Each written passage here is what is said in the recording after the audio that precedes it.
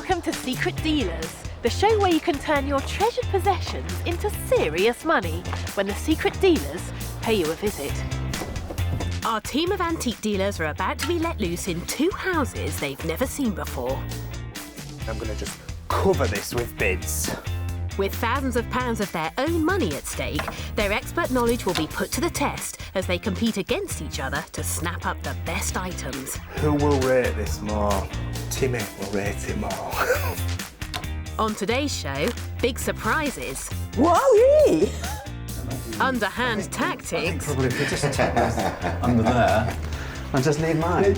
and why is this stool making all our dealers sit up? It just fits one's bottom beautifully. I really want that still. I want that still.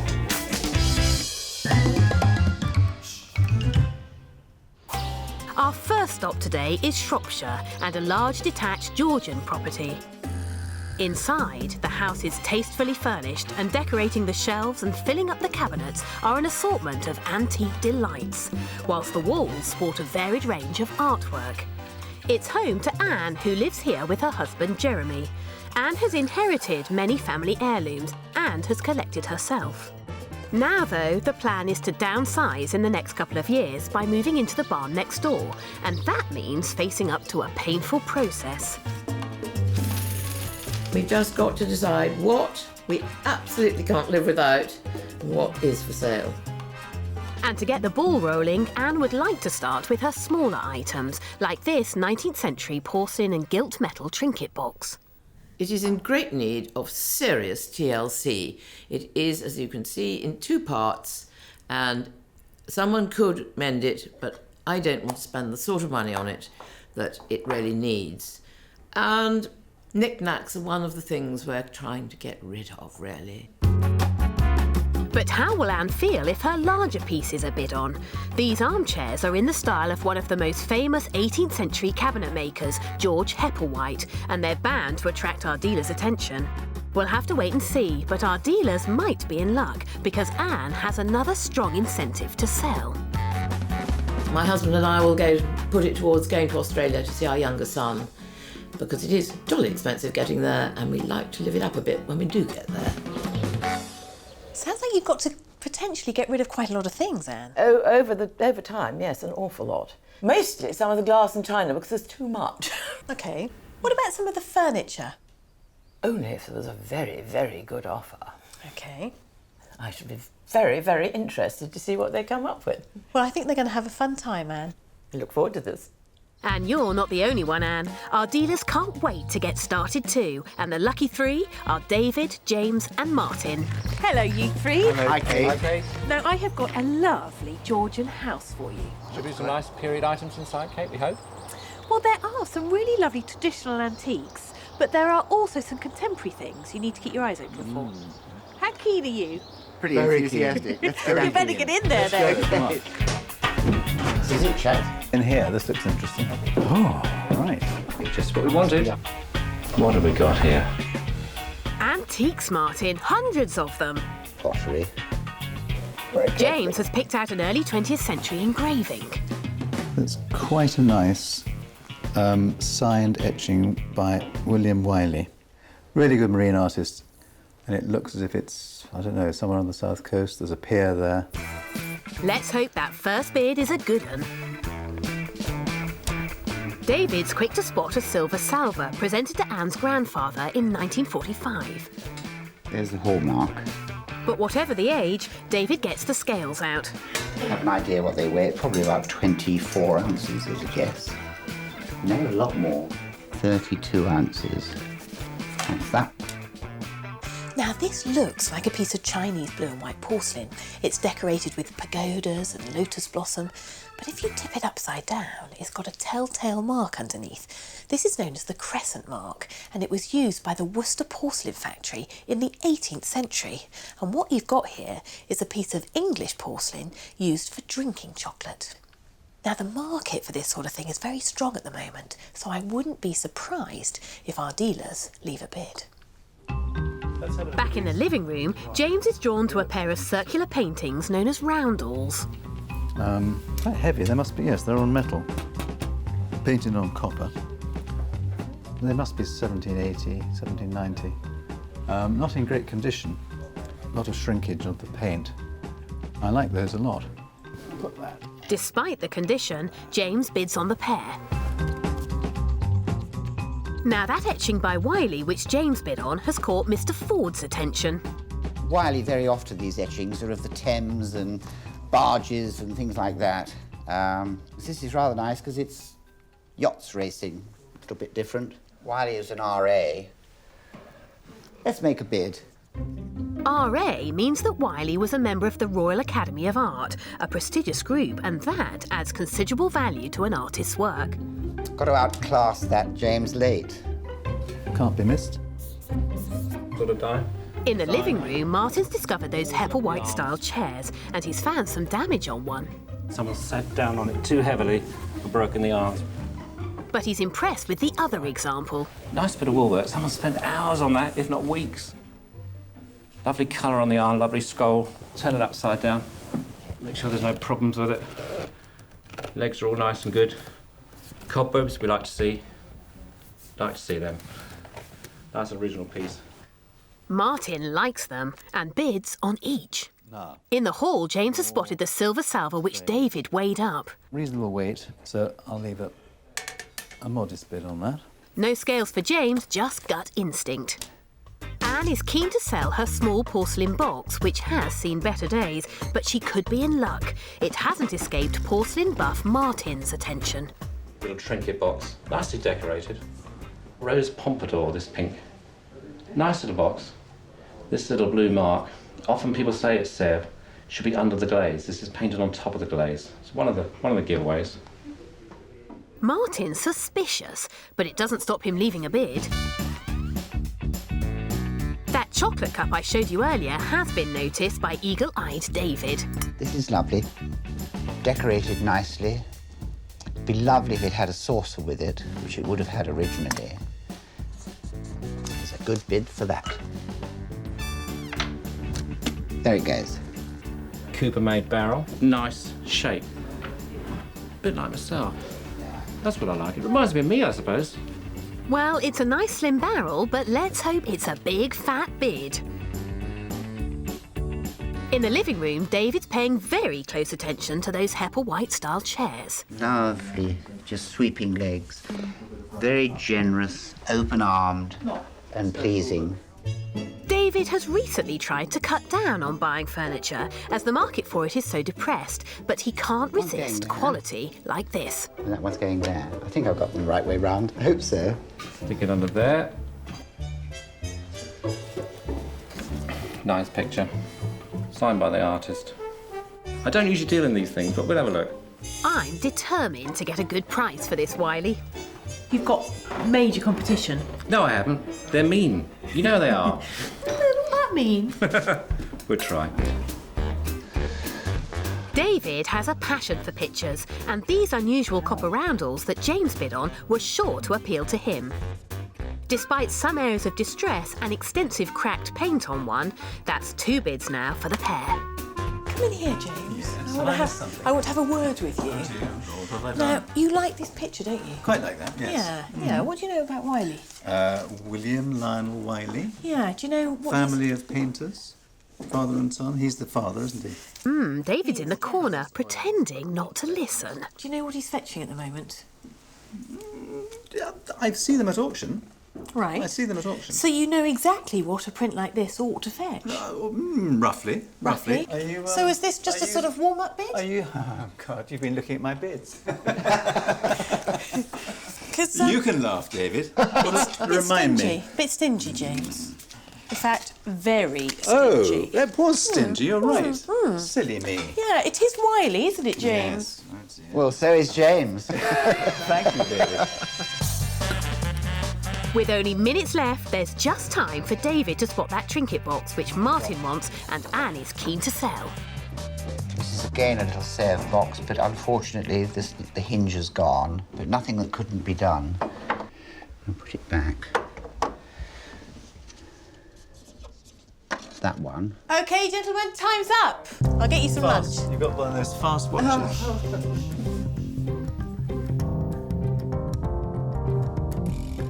The things I really want to go home with are the 2 circular paintings on copper, because I think they're great. I think I left a reasonably fair bid.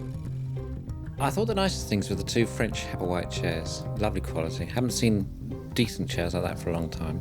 There are 2 French Hepplewhite chairs in the drawing room, and although I'm a bit off buying furniture, they're just wonderful. Lovely shape. I noticed Martin's made a bid, and I really hope I've outbid him. That's what I like to see, healthy competition. Now it's time for Anne to find out how much money she could make from our dealers. Now, Anne, these dealers, they do love a large Georgian house. I'm so glad to hear it. And in this envelope is what is on the table today. Thank you. Crikey! £9,432. Ooh! Go to Australia on that, couldn't I? You could, and back. Should we go and have a look? Oh, yes, please. First, it's that splendid etching which attracted all our dealers. Anne inherited this, but the decision to sell might be easier than you think. I didn't know I was going to inherit it, so I went and bought it. So I now have 2. Of this particular Of that scene? particular scene, yes. The only difference is the frame. Now, that's quite uncanny, isn't it? It is, isn't it? Yes. This is particularly nice, I think, actually, as sailing it's boats. lovely. And the market for him is very buoyant at the moment. That's good news. Yeah. David has bid you 165. Now, you don't look quite so smiley, Anne. No, I'm Why not. is that? Well, I'm hoping one of the others has bid a bit more. So David's out? Yeah. OK. James revised his bid and says 150. Thank you. Thought you might say that. So we've got Martin. Fingers crossed. The independent valuation on this is between £250 and £350. It's getting a bit nearer. See what you think of this one. Because Martin has bid you 220. Ooh, that's one of those difficult ones, isn't it, Kate? Not quite as much as I would have hoped. But when you take into account commission... Exactly. This is £220 cash today.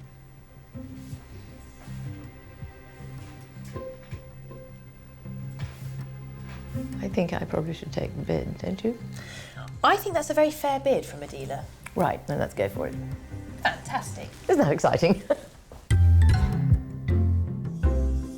Nice marine subject. I'm delighted to have that. Very nice.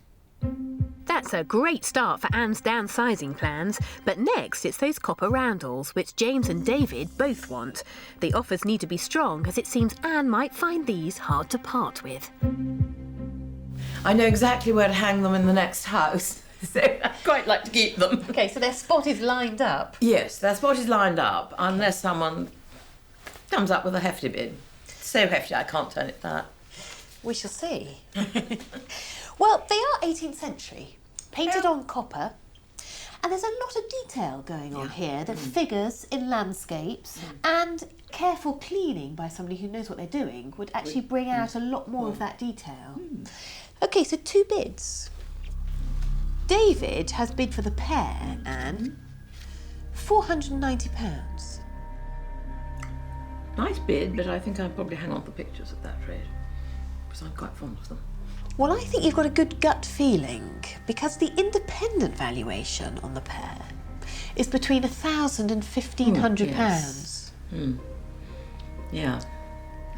So, what's the blue bid? We shall see, because James has bid you £900.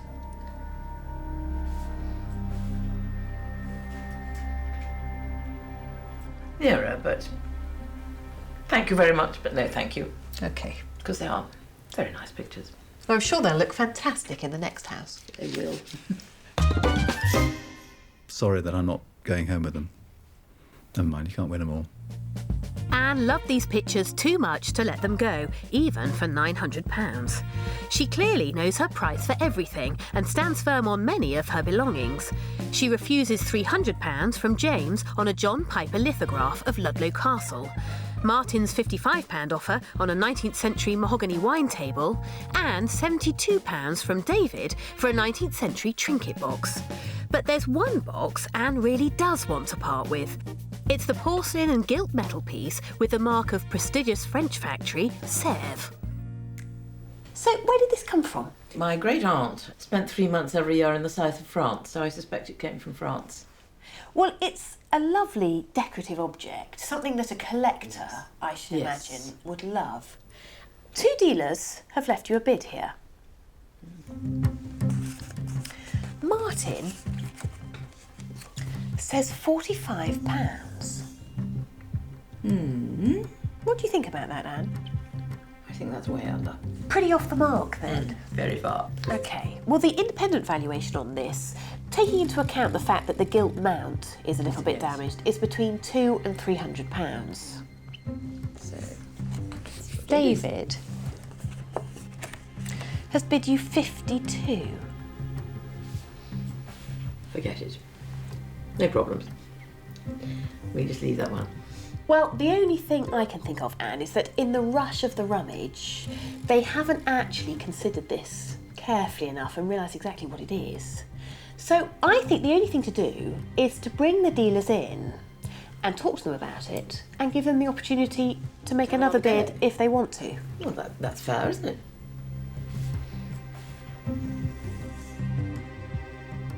And meet our dealers, James, Martin and David. Hello. Now, Martin and David, you have bid on this, but James, you haven't, and I think you might have been just a bit pushed for time. It was really pushed. I So- didn't even pick it up. Well, I thought I'd give the opportunity to have a crack at it. Very kind. And David and Martin, Anne is a wee bit disappointed with your bids because the independent valuation on this box is between £200 and £300. You see, I think, Kate, that someone's viewing that as something better than it is. Okay. To have a look. Because that is a Sèvres mark, but that is not a piece of Sèvres. No, it's No, it's not. It's Samson. Yes. And the Sèvres mark should be under the glaze, and it isn't. It's on the top of the glaze. And just tell us who Samson is, Martin. French porcelain maker, 19th century. So that looks like an 18th century box. It isn't. And it isn't so. So I'm actually don't want to bid on it. Okay, so enough. James is I'm going out. to leave it to you two. Martin, you don't think it's Sèvres, you think it's Samson. I do. Are you happy with your bid? I am. David? Me too. Okay. We have no further bids. Thank you very much, gentlemen. Thanks very much. Thank you. So, Anne, we have a difference of opinion. The top bid on the table as it stands is £52. But I have to tell you, whether this is by Sèvres or not, the quality of the piece stands for itself. And I think this is still worth between £200 and £300 at auction. Fair enough, Kate. In that case, I'll hang on to it. There's no point in accepting £52 if it's worth 200. Had it been mine, I'd be asking about £85 for it. Well, James, we'll have to agree to disagree, and another of Anne's knickknacks stays on the shelf. But is the tide about to turn? Next is the silver salver presented to Anne's grandfather in 1945. It attracted 2 bids, and she's turned down James's offer of 240. On the slight side. Way on the slight side. So James is out. Absolutely. Okay. This is obviously a family thing, Anne. Is it something you want to sell? Well, really, because I don't want to keep the silver. You haven't got a big enough house for it. Besides, it's such a bore to clean. Okay. David has bid you 410. That's a fair bid. I'd be very happy with that. That's a sale. That's a sale. Yep. And that sale gets the ball rolling again. Anne is pleased to sell the Worcester chocolate cup to James for £110, a silver soup ladle to Martin for £85, and accepts £420 from David for the more tired of her Hepplewhite chairs. But the other chair is a different proposition, a tidier example. It has no damage and is upholstered to a high standard. So can our dealers bid enough to take it home?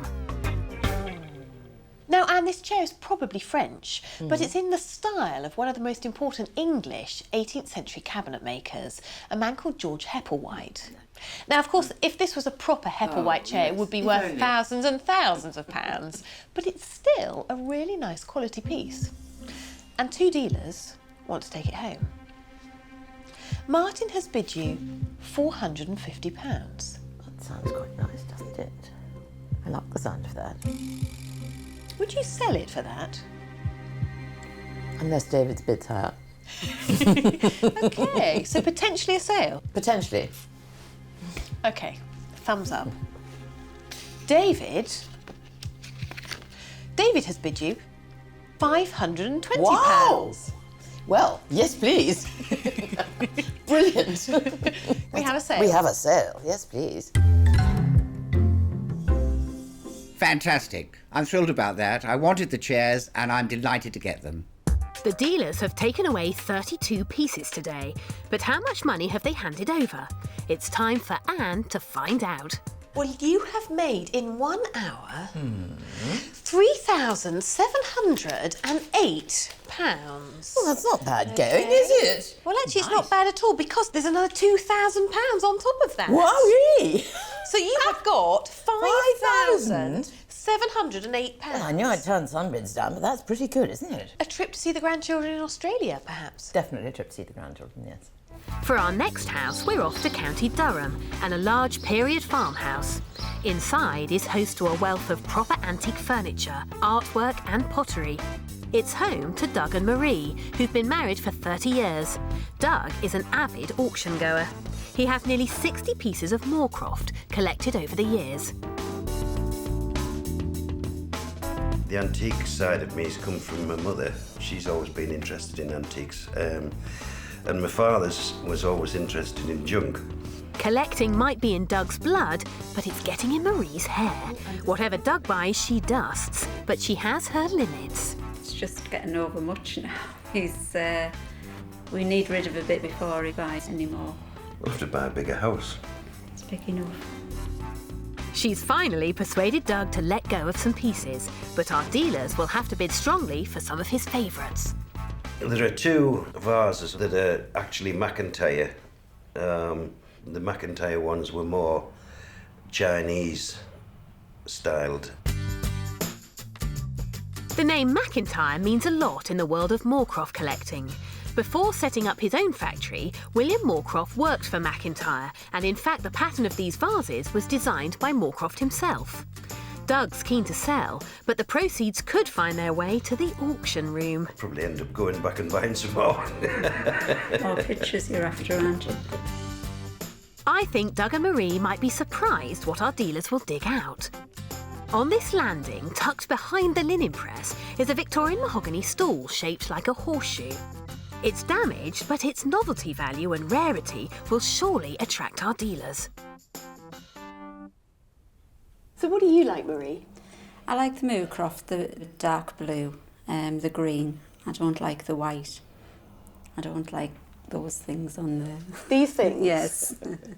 Well, the dealers are going to be here any minute, and they are itching to look around your house. So I'm going to ask you politely to leave your own house, and we'll see you in about an hour.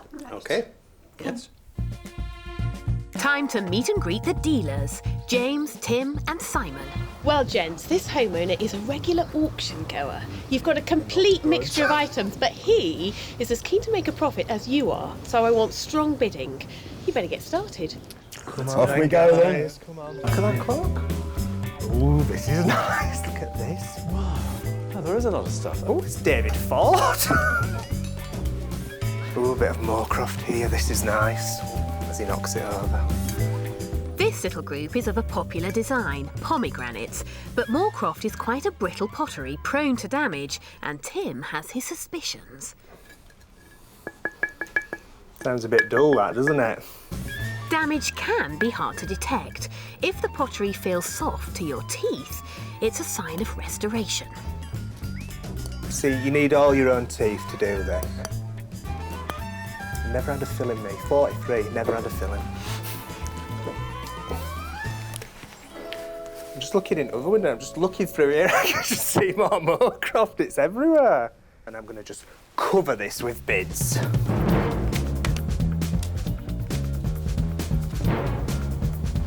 Meanwhile, Simon's found Doug's prized McIntyre vases. These appear to be in quite good order.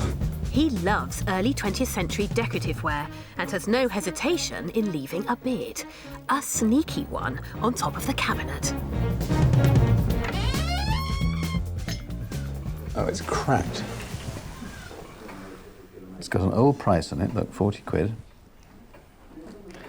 Invented by Murphy something. It's telling you all about the compass.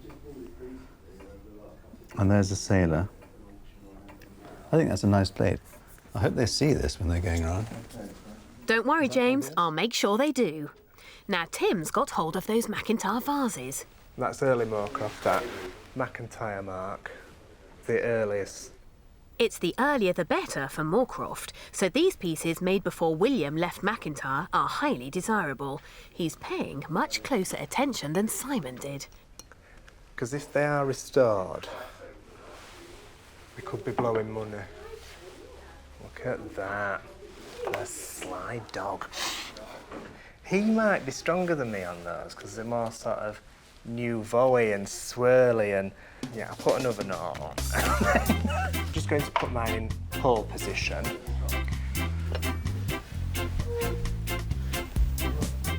These are all late-ish bits of Moorcroft, but interesting shapes, seem to be in nice condition, and it sells. Moorcroft sells, so let's go for it. So far, our dealers have been taking their time, assessing each piece carefully. But they're starting to realise there's Moorcroft packed in every corner, and they're upping the pace. We still haven't found this lot, though. But Simon has found the pomegranate collection in the living room. Even if Simon's bid outdoes the other two dealers, he fears it may not be enough for Doug. Trouble is, if they've just bought it recently or over the last couple of years and they're given all the money for it, it's very difficult for a dealer to come in now and then still get a profit on it. So that's my excuse, and I'm sticking to it. There's one piece all the dealers have favoured so far. They're confident of its condition, and I think that could mean strong bids. James has a keen eye for novelty, and a walking stick has grabbed his attention. An ebony dog. Let's get that to the light. And that's not a bad one. I suspect it's been remounted. Stick. Tim is the first to discover the horseshoe stool hidden away on the landing. That is so sweet. Look at that. Is that not just gorgeous? Horse's hoof. I think that is absolutely fabulous. I love it. Quite a bit of damage. That's just been sliced off. Could it be restored? Probably. At great cost. Right. I'm just writing him a little note just to say how wonderful it is. A few exclamation marks. I'll bob it there. I should really get a towel and throw it over so they can't see it. You can't be too careful, Tim. James is feverishly writing out a bid for those two McIntyre vases you and Simon want. That's a full house of bids on them now. I think that's quite nice. That's nice. Simon's keen on that ebony walking stick too, and while he leaves a bid, Tim wants my advice on that horseshoe stool. What? Now it's badly damaged. Don't look at me like that. I know. One of these stretchers has split, hasn't it? I did notice that. It's been broken. OK, let me tell you what I think. Yeah, go on. It is a nice one. It of is. its sort. One was sold about a year ago in a very well-known auction house and made double what you left. Ugh. Just leave that with you, Tim. C'est la vie. Yeah, I need it. I need to have this stool. Right, here we go. I think this is a reproduction one. Simon is now sniffing around that horseshoe stool Tim wants so badly. It's quite nice, quite unusual, but I'll leave a little bit just to give him a run for his money. Meanwhile, Tim strikes back. It's that walking stick. It might be 1860, something like that. Nice condition. Dogs are always very, very saleable. This stick is probably worth nearly as much as all those in there. Who will rate this more? Timmy will rate it more.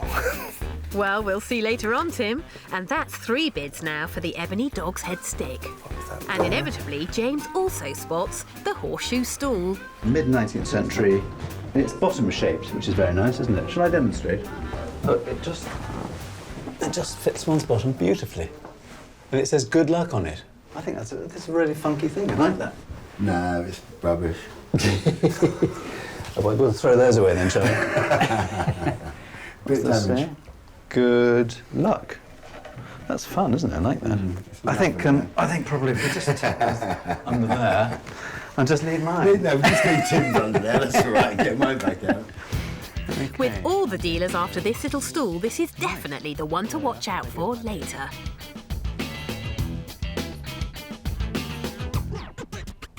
Don't like that as much. Time's up. And that, as they say, is that.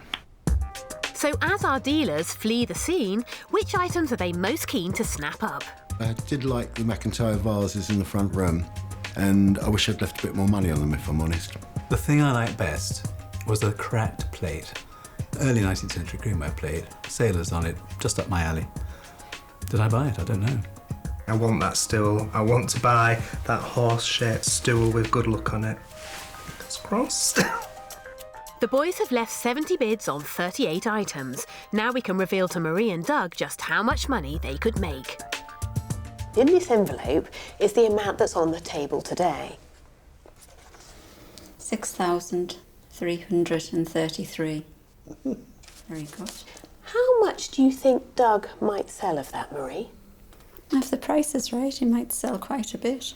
So he's got a good head for figures? Yeah. How do you feel, Doug? We'll wait and see.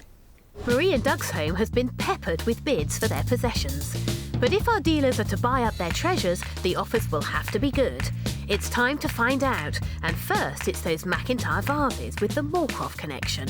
Doug bought them at auction and he's very fond of them. Can our dealers persuade him to sell? Now, these date from about 1898, don't they? Very late 19th century. And William Moorcroft designed this pattern that we see here, the Aurelius pattern.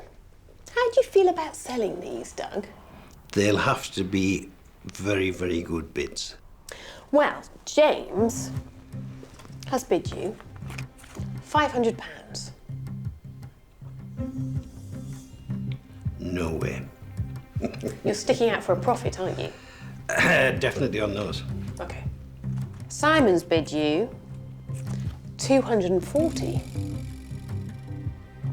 I get the feeling Simon's not going to get Doesn't these. want them. Okay. So we're left with Tim.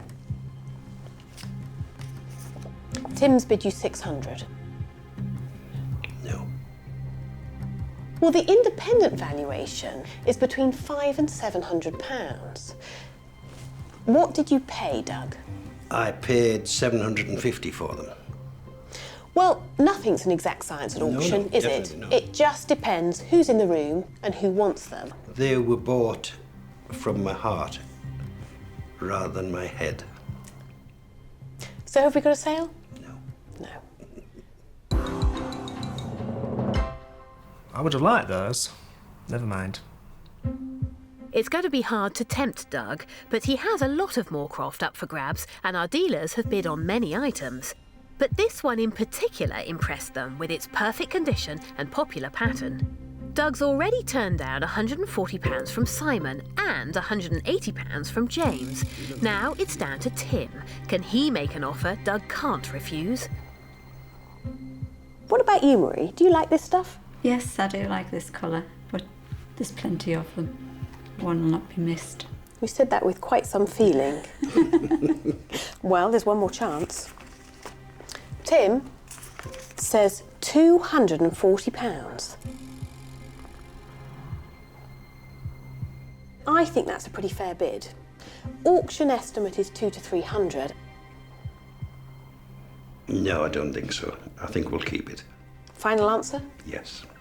I think you've got a good business head on you, Doug. I thought that was a really strong offer, but who knows? I'd have sold it if I was him.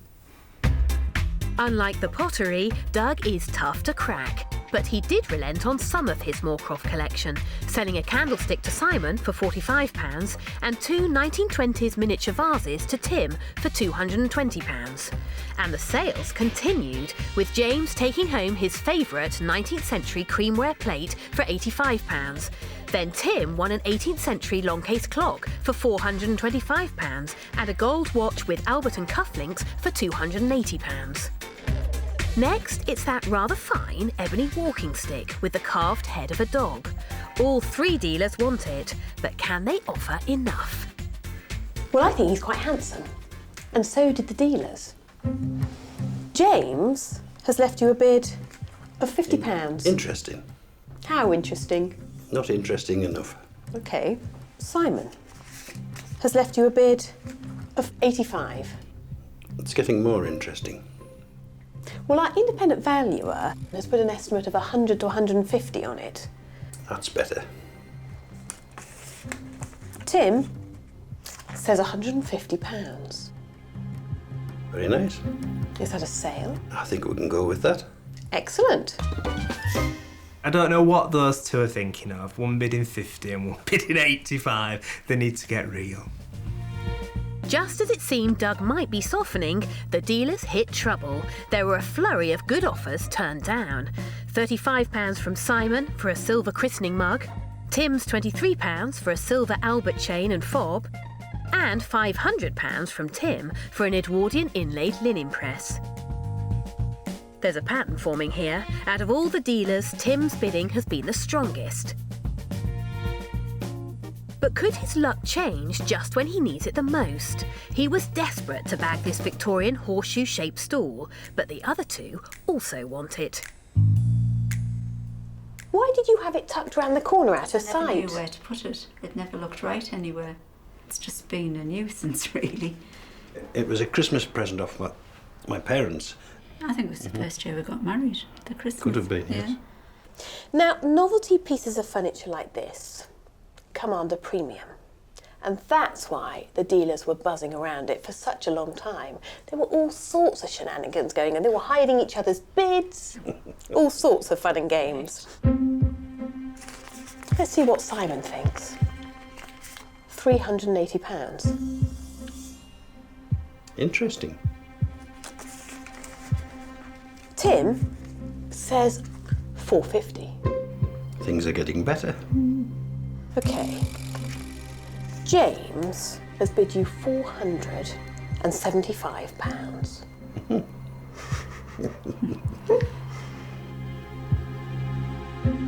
Interestingly enough, our independent valuer has put an auction estimate of between £400 and £600 on this stall. Yeah. And because of that, Doug and Marie, I'm going to call those dealers back in. All right. OK. Gentlemen, this is cosy, isn't it? Very cosy. We are all looking at the good luck stall. 2 of you have bid really quite close together. One of you, Simon, is lagging a bit behind and needs to put in quite a decent wedge if he wants to take it home. Pen's ready. Right. Has it brought good luck? Yes, definitely. That's it. Do you have I to might sit? raise Do you my have to bid a sit? bit. There you go. There we go. Great, thank you. You're lucky. OK, let's have a look at Simon. Simon has bid £460. Is it enough? Don't think so. Well, we did have £475 on the table. Ooh, that wasn't me. It was Mr. James. Me?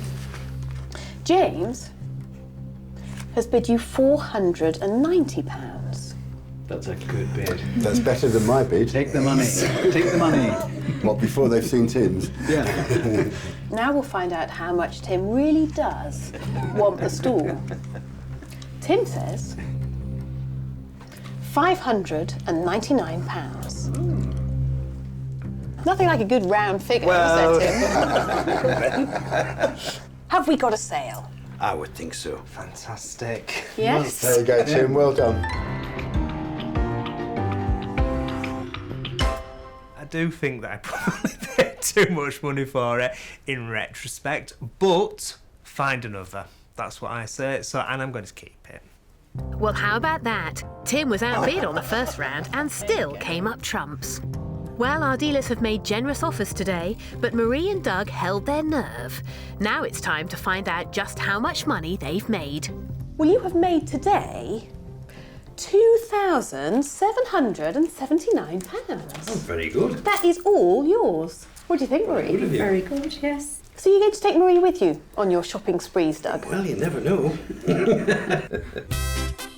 Our dealers have spent nearly £9,500 in today's houses, but have they bought wisely? Martin sold the Wiley engraving for £280. James sold the Worcester chocolate cup for £140 and the creamware plate for £110. And Tim is yet to sell the dog's head walking stick, but he isn't even trying to sell the horseshoe-shaped stool. So what about our homeowners? Well, Marie has so far been spared. Doug hasn't used the money for any new auction buys yet. And Anne is using her cash for a trip to Australia to visit her son and grandchildren. See you next time on Secret Dealers.